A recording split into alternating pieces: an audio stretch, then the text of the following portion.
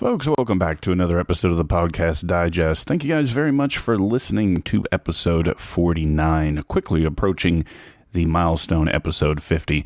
But before we get there, this week's show is excellent, and I am featuring my third host from the Herd Collective Podcast Network, and it is a great run. Rob McGinley Myers from Anxious Machine joins me this week for a wonderful conversation about his production process, how he finds his guests, the origination of the Herd Collective, and so many other great stories. I think you guys are really going to like this one. I hope that you do, and if you do, a review in iTunes or Stitcher would be so greatly appreciated, guys. It's a great show. Thanks for listening. And without further ado, here's Rob.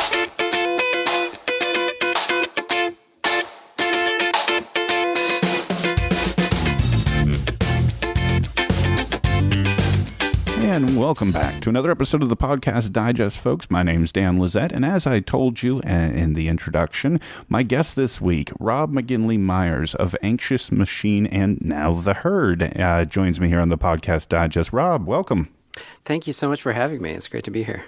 Well, it's great to have you. I know that we've been talking for several weeks or longer now about getting together to have a conversation about your great show, and I'm really anxious to have this conversation, but that was not intended. Honestly, it just sort of came out there. But I am excited to tell folks about this show. We'll start there with Anxious Machine. For anyone who doesn't know what that podcast is, can you tell them a little bit about what it is?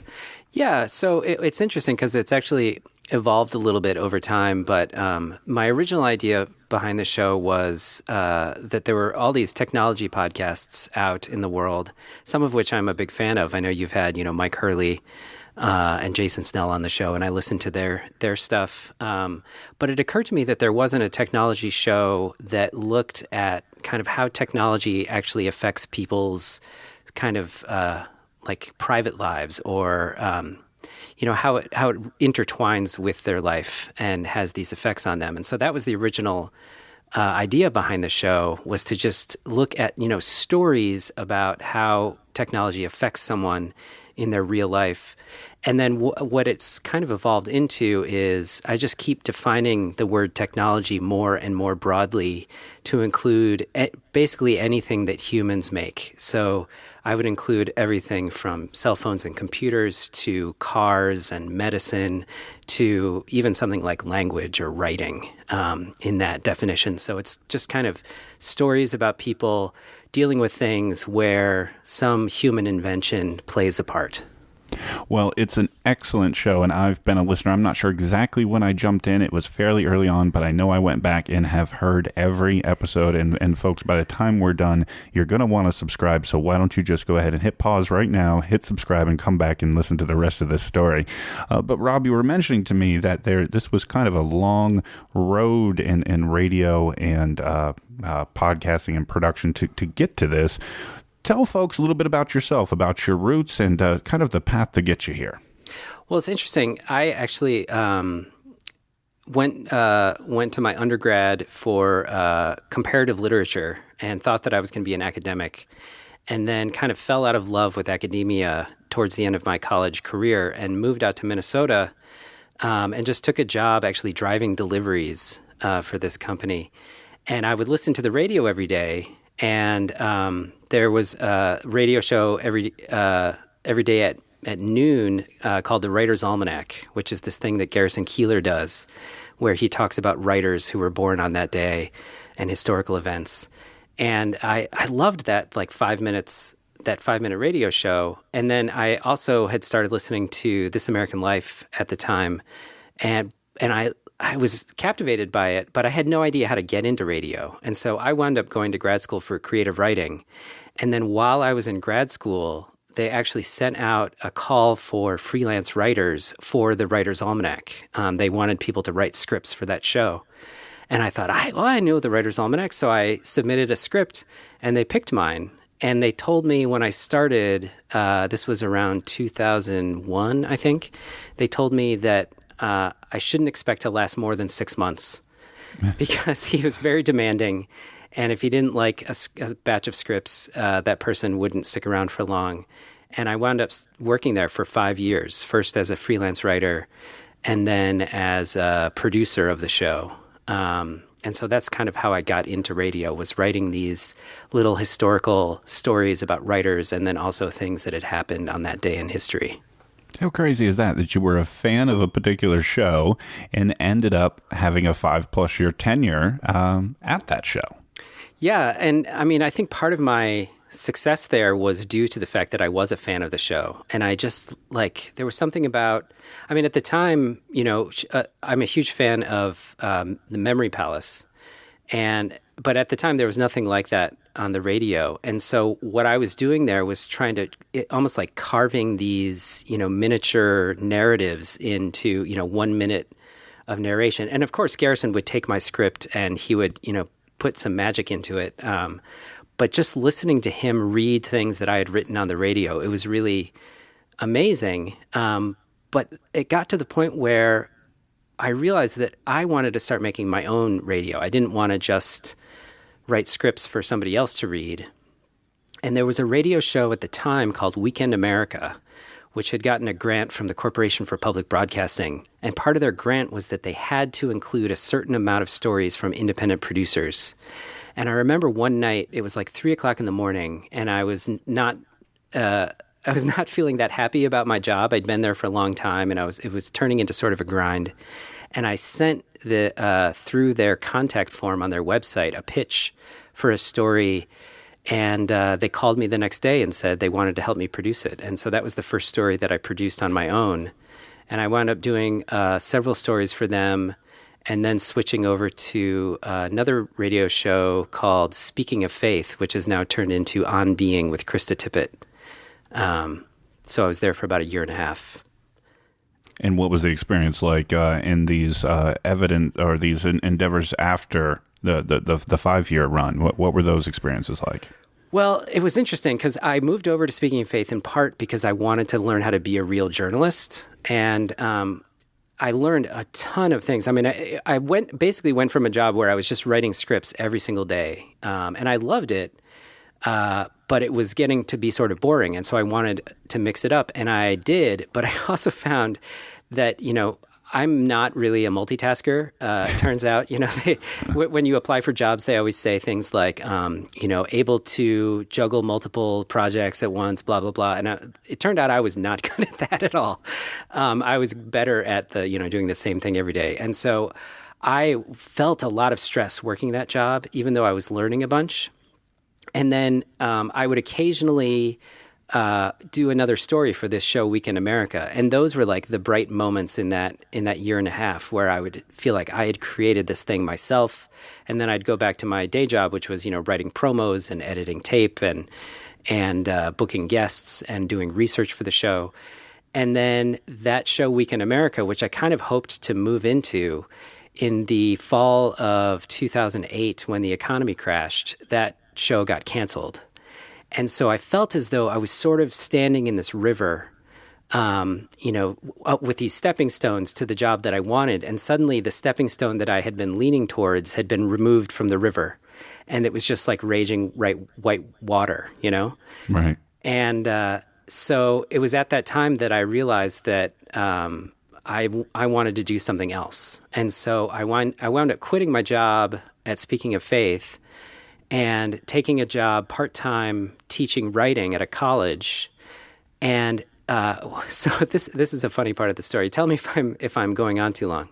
No. But so that summer, they put out a call for, or I guess it was going into that fall, maybe September. They put out a call through the Association of Independents in Radio that they wanted people to pitch ideas for new radio shows at the Public Radio Producers Conference in Cleveland. It's called the PRPD Conference. And I pitched an idea for a show, and my idea was to do a show that would be kind of a history show, but that it would be sort of both macro and micro histories. So you would take a topic like the start of a war, or how do wars start? And so that would be sort of the macro idea. And then you'd get a bunch of people telling individual stories of what their experience of the start of war was and how a war started in their life. And so it would kind of bounce back and forth between the big history and the small history. And they picked my idea and paid for me to go to this conference in Cleveland to pitch my idea for this radio show, which made me very excited. So I go out to Cleveland and I pitch my idea. And some people thought it was a good idea. The person that I was pitching to kind of said, I'd like to talk to you more about this later, but it didn't really go anywhere. But that night at that conference, I was schmoozing with all of these radio people, many of whom, like Joe Richmond from Radio Diaries was there, and he was super nice. And I met one of the Kitchen Sisters, and she was super nice. But I spent a lot of time talking to this one guy who I was a little bit familiar with, but not too much. And he was like, you should just start a podcast. Podcasts are the future. Everybody should be, if you want to do the kinds of stories you want to make, you should try this new medium of podcasting. And I was like, yeah, maybe I should. And I didn't really follow through on that. I came home and kind of gave up on radio and wound up writing a novel and some other things. And it turned out that guy who had given me that advice was Roman Mars, right? Who went on to create 99% Invisible. And I think you figured some things out. Yeah, exactly. And so that was kind of the moment that the idea of podcasting first entered my mind. What's interesting to me is a lot of the story you're telling, a lot of this history started with writing, but you seem to have gravitated towards the audio enhancement of that writing. Is there some connection there about hearing your stories or scripts in audio format that gave you the most satisfaction? Well, yeah, that's an interesting question because when I was in grad school doing creative writing and I was writing fiction, I didn't really enjoy writing fiction. The part of fiction writing that I enjoyed the most was reading my work in front of an audience. We had various moments throughout grad school where we got to read in front of a semi-large audience, and that's what gave me the most pleasure. And I remember telling somebody that, and they were like, most writers don't actually enjoy performing. Most writers are private, introspective introverts. And so that kind of stuck in the back of my mind.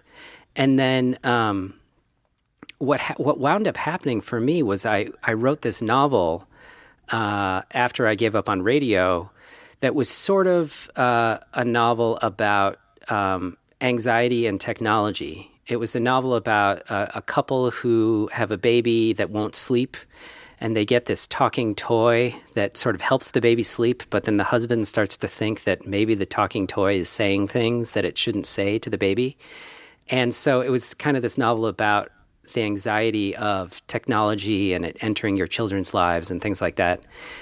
And I tried to sell the novel, and I got some strong nibbles, but no bites. And then I thought, well, maybe I should start a blog. And if I have a platform, then people will be interested in my novel. So I started this blog on kind of the same topic of anxiety and technology. And I had some success with that. And it was around the end of my first year of writing that blog that Radiotopia, Roman Mars created Radiotopia, and podcasting was starting to take off. And I thought, I know how to make radio. And I miss making radio.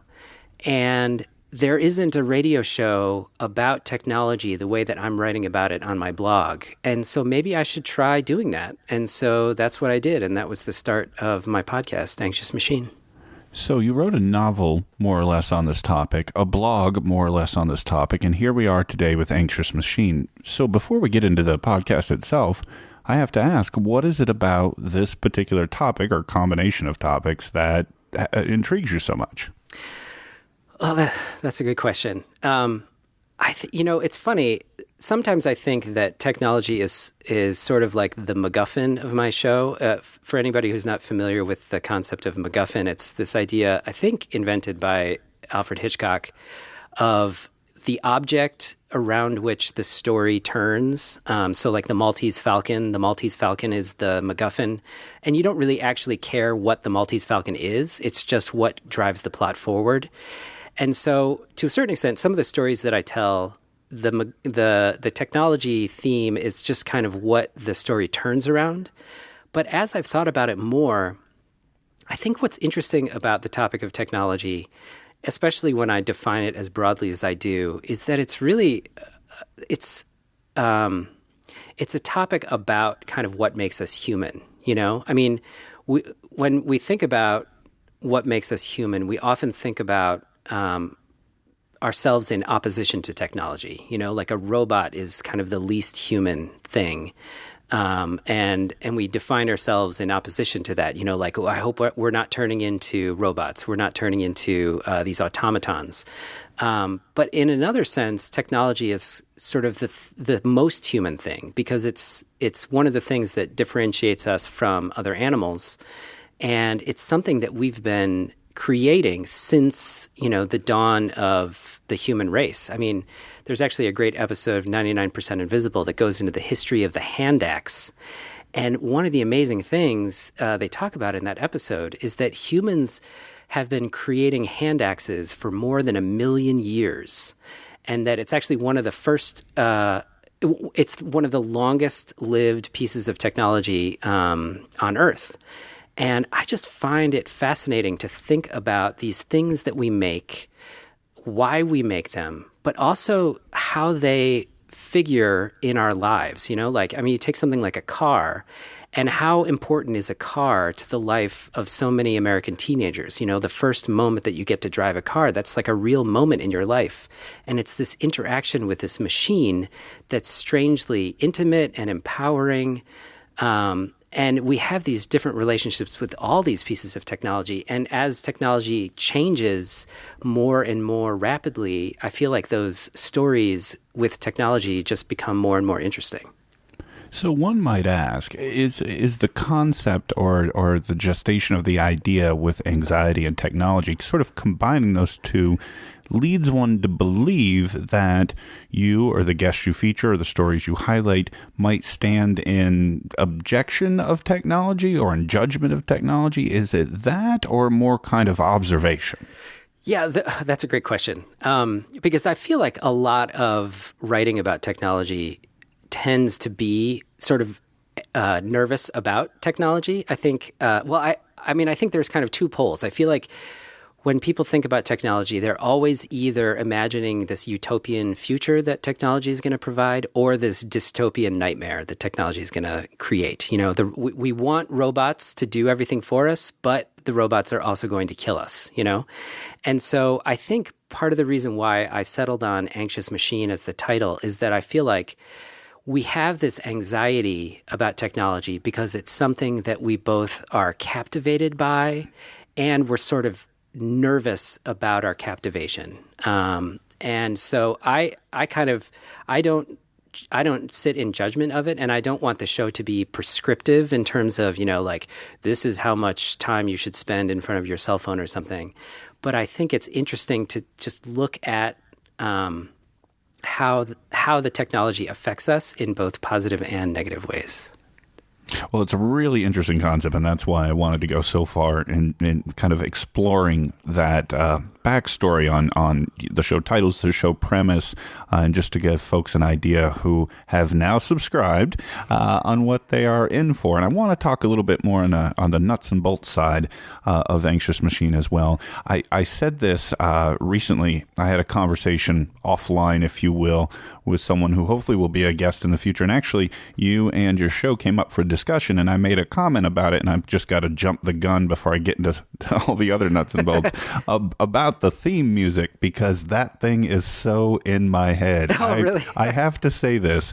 I famously listen to hundreds of podcasts, and through my run with the Podcast Digest, have had to subscribe and unsubscribe to many, many shows.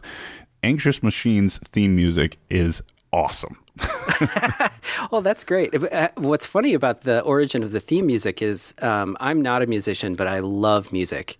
And whenever I get the chance to just play around with any sort of music creation device, I'm captivated by it. And there's an app for the iPhone called Figure, yes, which allows you to just like play around and mess around making sort of synthetic beats and sounds. And I was just playing around with it one day, and I came up with this thing. And wow, you created this yourself. You didn't get this from anyone or anywhere. Yeah, no. And That's excellent. When I made the show, I thought, man, I think that might work. And so I'm glad to hear that you like it.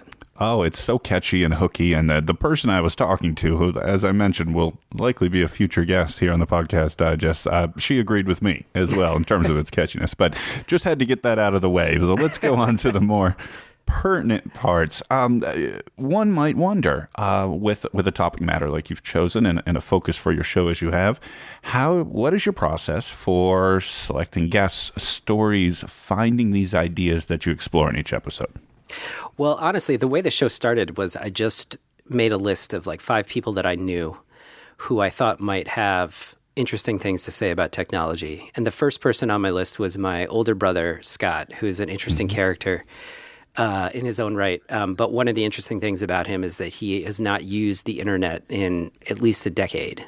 And so I just wanted to interview him about why. Why doesn't he use the internet or really any computers at all? And so he was the first on my list. And then I thought maybe I'll interview my mother because she was a nurse for 45 years about like how technology changed over the course of her life in the nursing industry.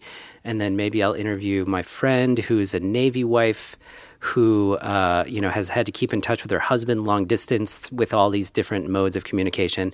And I just kind of made a list of these people and, interviewed a bunch of them before I even started producing the show so that I had some interviews in the can.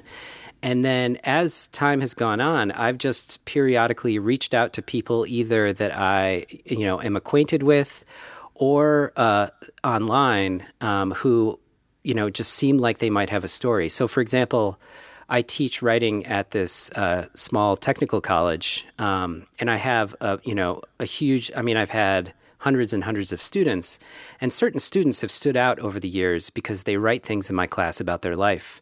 And so one example of that is I had a student maybe 4 years ago who wrote this story about how he had sort of accidentally shot his father when they got into a fight. And I bumped into him in the library of my school, 6 months ago, and I remembered him saying that he wanted to write a book about his life. And I said, hey, I have this radio show, and I remember that story you wrote about your father. Would you be willing to be interviewed about that?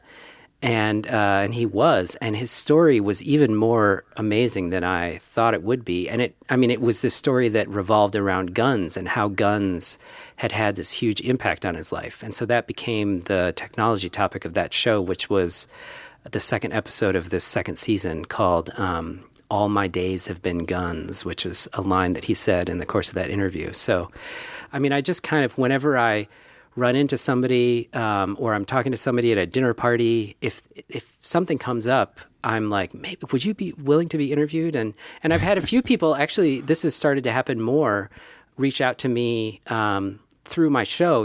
I have a contact button on my website, and I say, if you have a story, let me know. And I've had, half a dozen people contact me who I've wanted to interview. So that's kind of how, That episode you highlighted with the gun was amazing. That was one of those ones where, and this happens often, but that one in particular was one of those ones where it was like I felt it could have been twice as long. Like it felt like there was so much story there, and I was like, oh man, that was or a 2-parter or something like that. That was just an amazing story. Yeah, he just had the most incredible life. Having accidentally shot his father, or sort of in self-defense shot his father, and then was in this liquor store robbery and happened to have a gun on him and wound up killing the robbers, and then feeling tremendously guilty about it. It's just it's a crazy story. Yeah, and that one, if I remember correctly, and we're going to talk about this and just a little bit.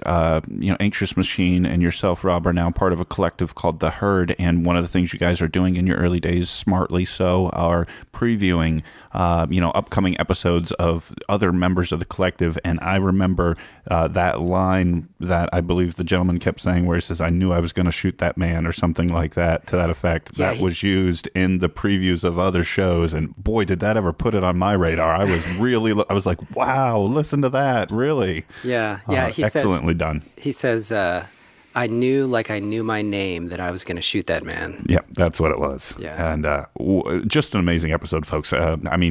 Personally, and Anxious Machine is not something that's going to bog down your subscription list by any means. What frequency are you at right now, or what's the target?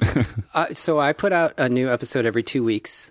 And they average between 20 and occasionally get close to 30 minutes, but I try to keep it closer to 20 minutes per episode. Exactly. And folks, so that means this is one that you can go all the way back to the beginning. And you mentioned your brother.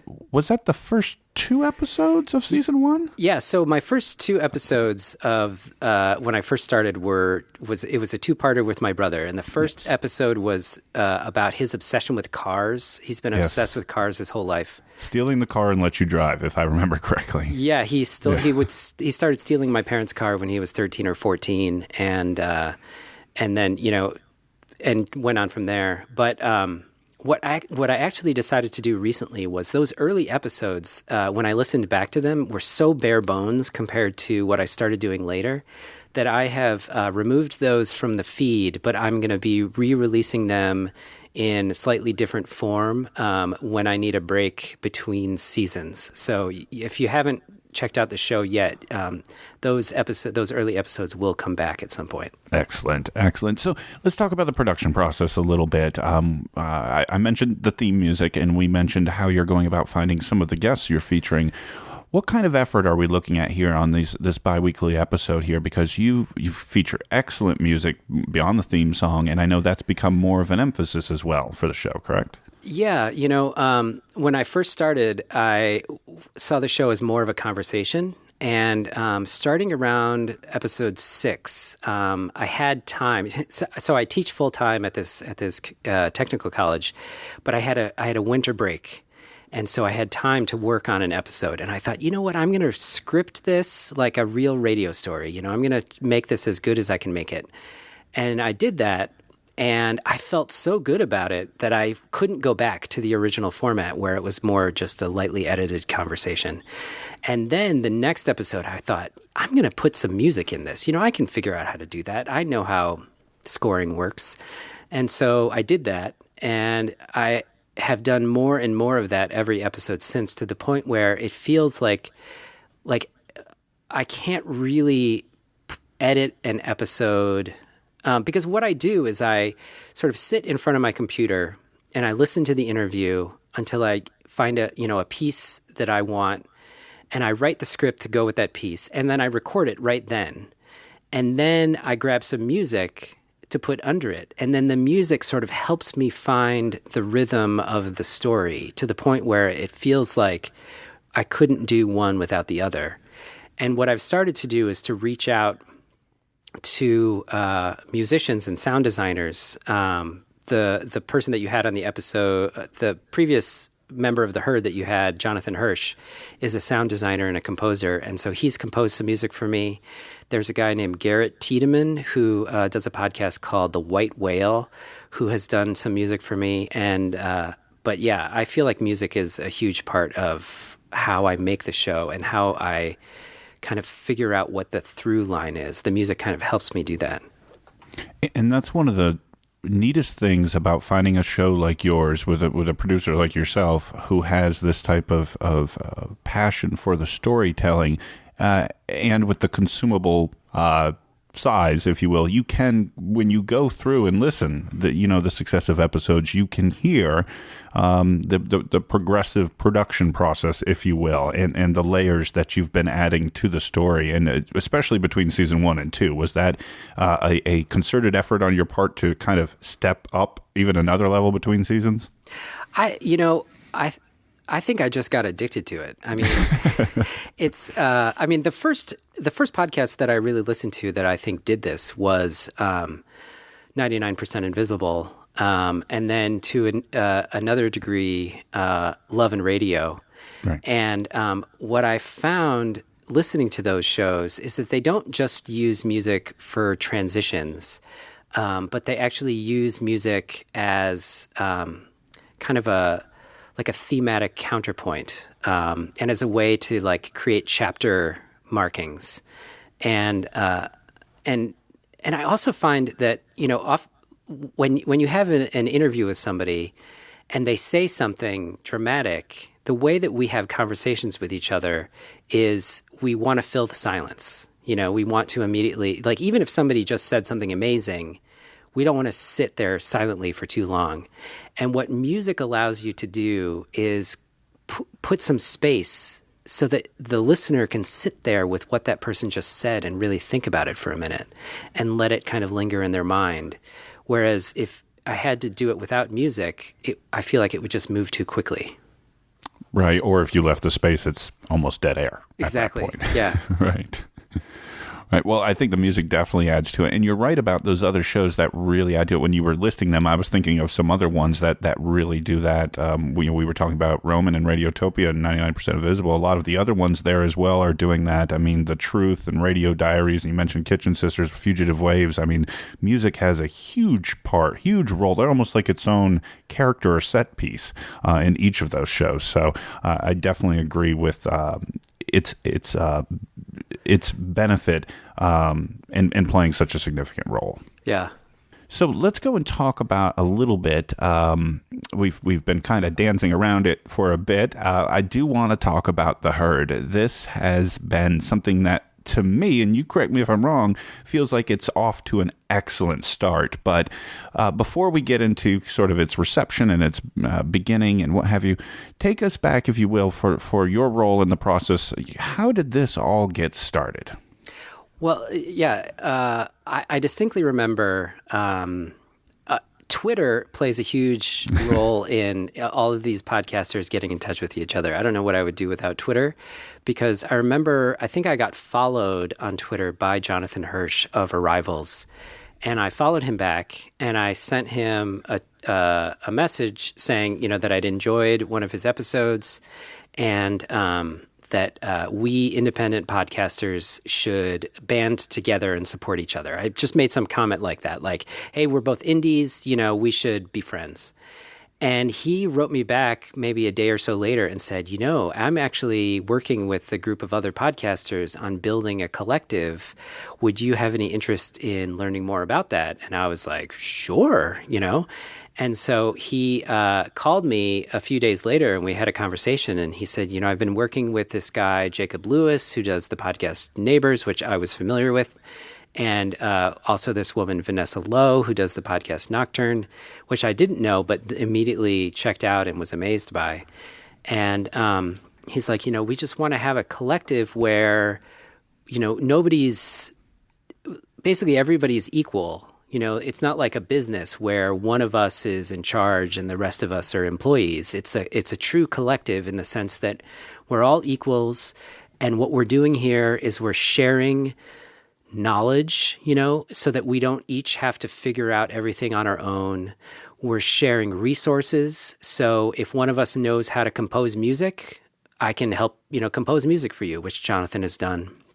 Or if one of us needs what's called a tape sync in the business, if somebody needs an interview of, like, if I recently needed an interview with somebody who was in New York City, and Jonathan lives in New York City, and so he went to that person's apartment and recorded that interview for me, which would have cost at least a couple $100 if I'd hired somebody to do that.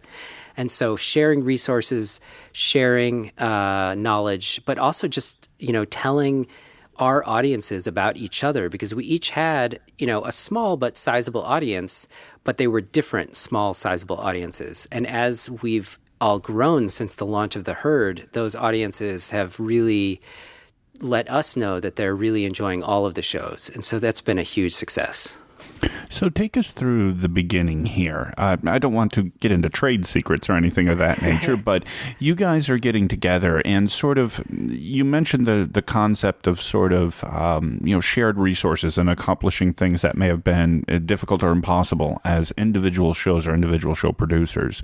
But beyond that, sort of, how do the nuts and bolts of this get together, right? So there's obviously, there's website questions, there's, I don't know if there's contact information, there's, iTunes in terms of if you guys wanted to be represented as a quote unquote network / collective, there's publicity, there's all these other different elements that go into it. Sort of, how did you guys, was this like weekly joint Skype calls, or sort of how did this all come together? Yeah, exactly. Yeah. We did two things. We started a weekly Skype call to talk about all these issues and promotion.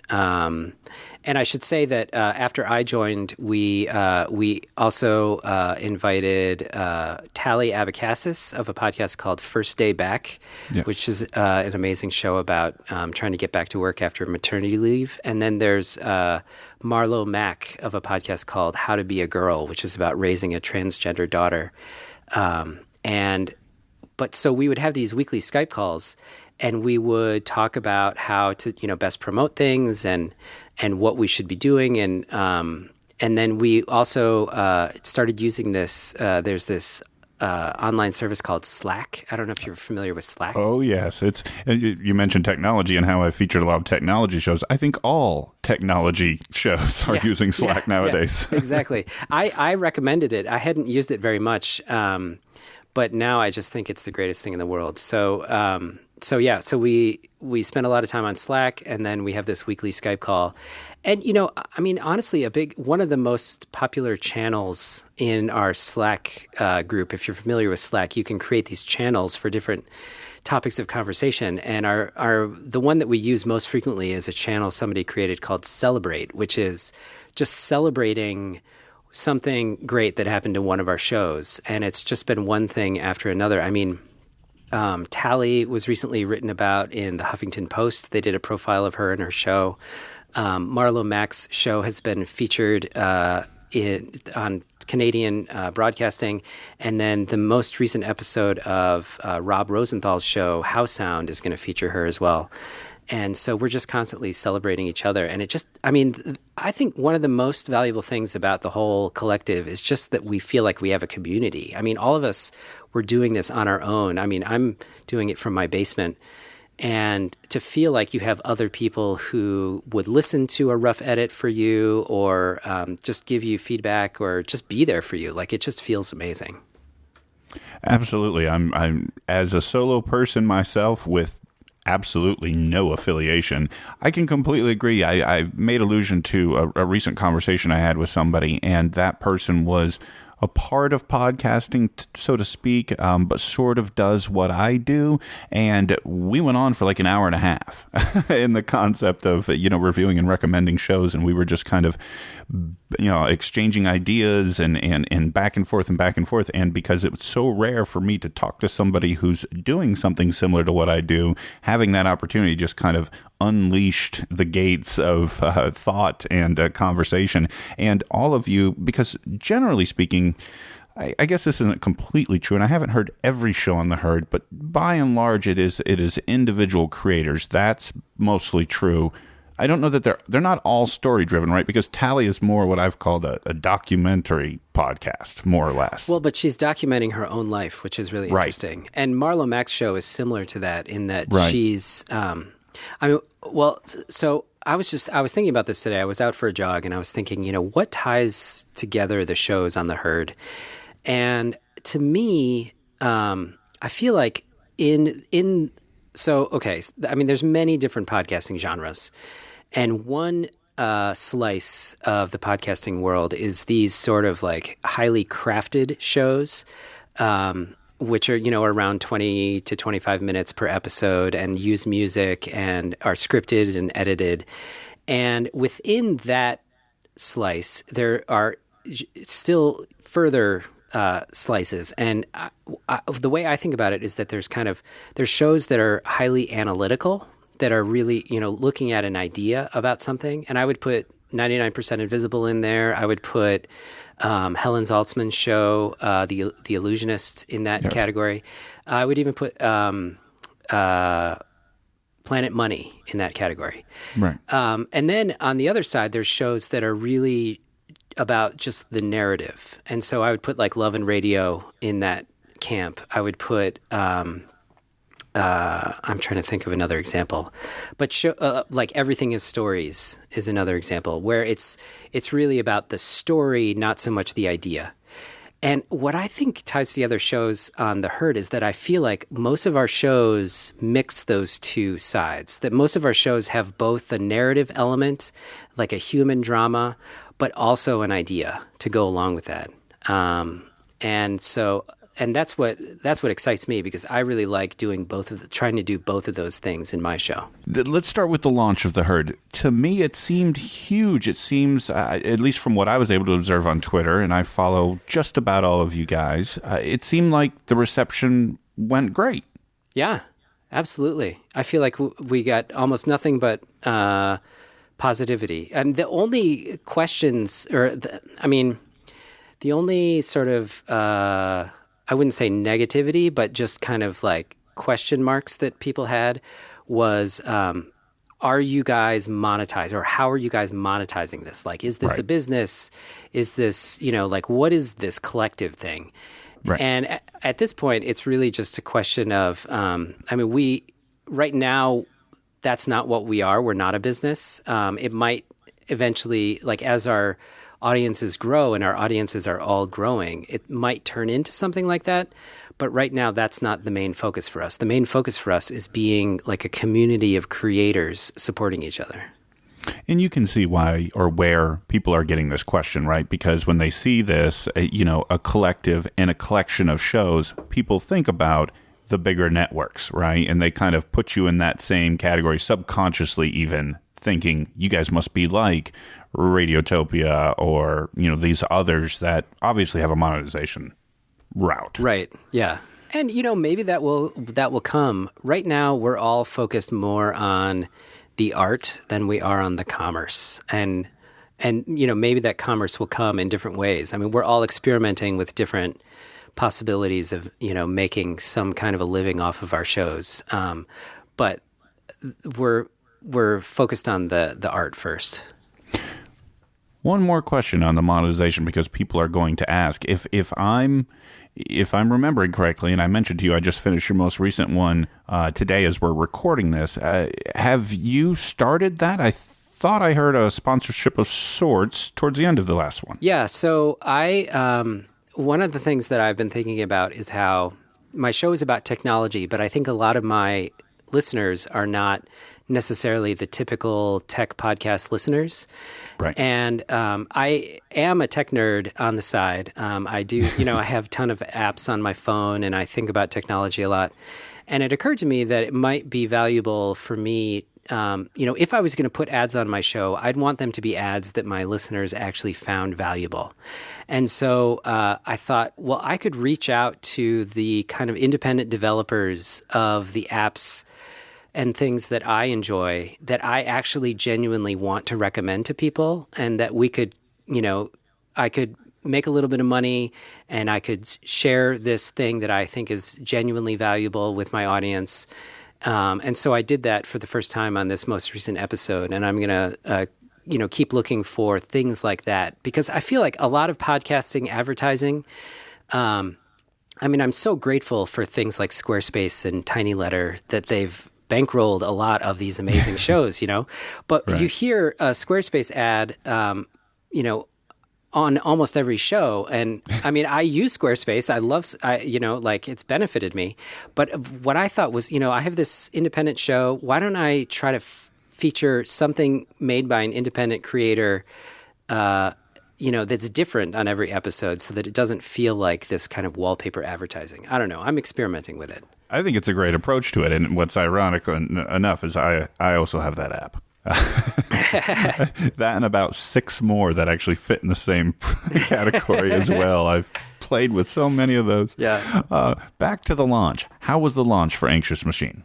It was great. I got the day of the launch, had my biggest download day ever. And it's only grown since then. And since the launch, Vanessa Lowe's show, like Nocturne is our first real breakout hit. iTunes reached out to her and created a button in the podcast app for her show. And so she's kind of gone through the roof. And her success only benefits us, because then, she can recommend our shows on her show. And, I have gone from hundreds of downloads, per episode to thousands. So it's been amazing. That's excellent. And it's like I say to every host or producer that I bring on this show, however many downloads you are getting, I don't think it's enough, because if I, wanted to bring you guys on here, I do so because I want more people to find this, and Anxious Machine definitely fits into that category for sure. Rob, what do you foresee as the future of Anxious Machine, and any future show ideas you might be able to share, any format changes, any frequency release changes, any live show, anything crazy on the horizon?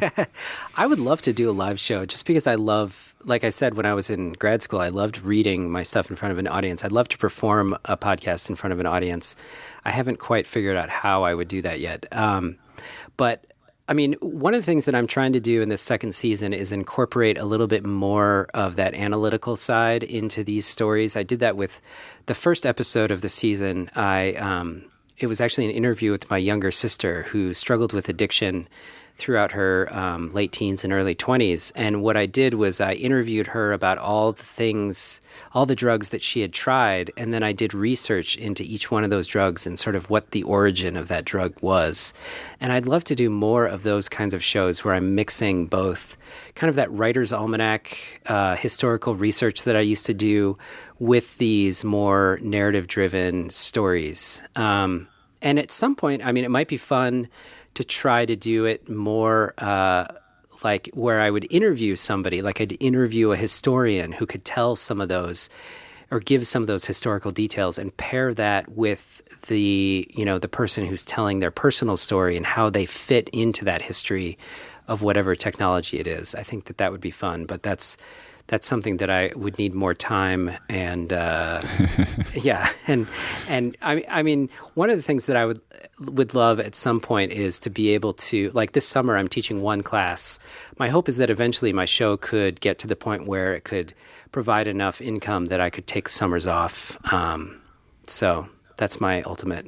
My dream is to be able to do as many different kinds of shows and even try some documentary style shows to kind of approach this topic from as many different angles as I can. I'll tell you what, and I'm remiss for not having mentioned it, especially when we talked about season 2 and we touched on episode 2, but you just brought up that conversation with your sister. I remember tweeting out how flippin' powerful I thought that episode was. That was amazing, and kudos to your sister for the road that she's traveled and traveling. And as a listener, I'm wildly gracious for her willingness to share and her openness during that episode. It was required listening, as far as I'm concerned, for anyone that owns earbuds. Well, thank you so much. Yeah, that was I listen to so many episodes of so many different shows, Rob, and I used to, when I first started doing this, just tweet out all the time what I was listening to. I use Pocket Casts, and they give you a great interface for tweeting out what you're listening to, and it puts a little link, and that'll actually be a web player, and it'll go right through Pocket Cast's website, and it's excellent, so I love using it. But I've cut back on that just because I listen to so much all the time. So nowadays, when I do that, it is because something has really impacted me, and I did that one. I remember tweeting that one. With Pocket Cast, it will auto delete as soon as the episode's done and it goes the next thing on a playlist. It's gone. I have to go back, re-download. So I remember it was like 37 seconds left in the episode, and I'm typing furiously on my iPhone because I wanted to get this link out when I did. And what was funny is I remember it being well received. There were a number of people who picked that up in agreement who had already heard it or maybe had heard it from that link. That was a very, very special episode, and kudos to both of you on that one. Thanks. Yeah. Thanks so much. It makes me wonder how do you approach your sister with this idea? Like, I mean, you know what I mean? Like, that's got to be is it an odd conversation? It would feel like it might be. Or well, it's interesting. That interview I actually conducted with her right after I'd quit my job in radio. And it was that summer when I was getting ready to go present my idea to the Public Radio Producers Conference of, kind of big history, small history show. And I had the idea of interviewing my sister about all these first times that she had tried a different substance. And she was about a year sober. And I just asked her, could I interview you about that? And she said, absolutely. And then I told her the specific idea that I wanted to do. And she was fine with it. And what's funny is that, I did that interview so many years ago. And I feel like that idea that I pitched to that radio conference is sort of what my podcast is turning into. And one of the things that I think is amazing about the medium of podcasting is that it allowed me to go from somebody who was making, these little personal stories on the side of his main job and, hoping to maybe someday get to do it full time, to where I got to just choose to do it full time. Like I get to choose through podcasting to make the kinds of stories that I want to make. And what's amazing is that people are actually listening to it. And so I think, this is what podcasting has made possible, and it's amazing. Tell me, what has the listener reception been like to Anxious Machine? It's been great. I don't get a lot of like I talk to Tally, and she will get emails from people saying, your show, I so identify with your show, because her show is so personal. It's about her personal life. Right. And I don't get those kinds of emails, but I do get, lots of tweets, like people saying, this show is amazing. And recently, there's a guy who does a podcast called Welcome to Macintosh. Are you familiar with that podcast? Yes, I have heard of this. And he recently got in touch with me because I had tweeted at him, you might be interested in my show, because his show is a technology show, but it's more journalistic. Then it's not just a discussion style show. And I said, you might be interested in my show. And he just recently was like, dude, I finally listened to your show. It's amazing. And I want to have you on my show. And so he had me on his show recently, and I got a bunch of new subscribers based on that. So yeah, it's been great. Excellent. And I'm hoping that there'll be even a few more that'll jump over to you. And folks, if this hasn't convinced you to do it with my own, fanboyism coming through here, it does so often in my show, but I do that on purpose because these are the things that I like and I think you will like as well. And if you feel like I've given you even one in the past that you may like, this is definitely one worth checking out, as are all the Herd shows, really. As I said, I believe I know I follow everyone. I think I'm subscribed to 80%, and the other ones just as a matter of sheer time, speaking of which, and I will be cycling them through as well. For anyone who is looking to find this stuff, Rob, where can they find Anxious Machine or the Herd online? So my website is anxiousmachine.com, so pretty easy to remember. And then the Herd is theherdradio.com, and it's HEARD. And there are 6 shows in the Herd? Yes. So there's Neighbors, Nocturne, Arrivals, How to Be a Girl, and First Day Back. And Anxious Machine. There you go. And folks, I will have links to all of that. And Rob, you mentioned you're on Twitter? I am. I'm at Rob McMyers, and it's McMyers. I spell it the right way. It's not Meyers. What is that? Is that the Ohio State coach, Urban Meyer? Does he do ME? What's funny is everybody thinks it's spelled Mey. Like whenever I tell somebody, Myers, they always think it's Mey. And Myers is the more common spelling. I think it's the Oscar Mayer Wiener song. That could be it. Well, what's so funny is I've wrote your name a couple of times in the week or two leading up to this, titling documents and notes and things like that. And I have put MY every time, and I don't think I've looked it up. Thank you. I think I've just naturally done that. There's one of us out here supporting the right spelling. Well, Rob, I want to thank you for taking the time to join me this week, and I'm looking forward personally to all that's to upcome from Anxious Machine and the Herd as a collective. As you know, big fan. This marks 3 of the 6 shows in the Herd featured in my first 49 episodes, so that's not too bad. Yeah. Well, thank you so much for having me. And folks, that'll do it for this week here on the Podcast Digest. I hope you enjoyed. I hope you found another required listening for your subscription list. Until next week, my name's Dan Lizette with the Podcast Digest. Thank you for listening to the Podcast Digest. You can follow the show on Twitter at PodDigest.